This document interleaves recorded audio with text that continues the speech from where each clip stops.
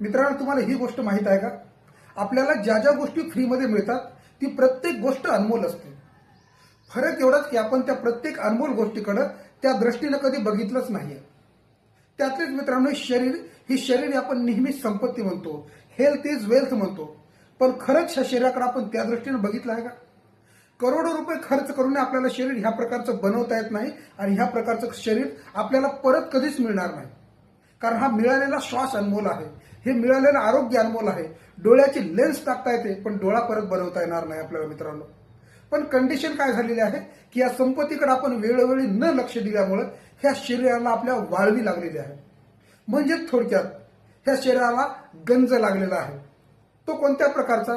तर आज झालेला आपल्याला बीपी, शुगर, थायरॉइड अशी अनेक प्रकारच्या व्याधी ह्या होण्याचे एकमेव कारण आहे कारण आपण आपल्या शरीराकडे संपत्ती म्हणून कधीच बघितलं नाही.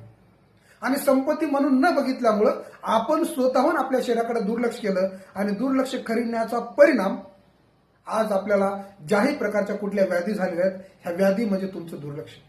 मित्रांनो, अशा प्रत्येक व्याधीपासून जर तुम्हाला सुटका करून घ्यायची असेल, ह्या व्याधीपासून जर आपल्याला मुक्त राहायचं असेल, तर पहिल्यांदा तुम्हाला तुमचं शरीर ही संपत्ती समजून घ्यावी लागेल.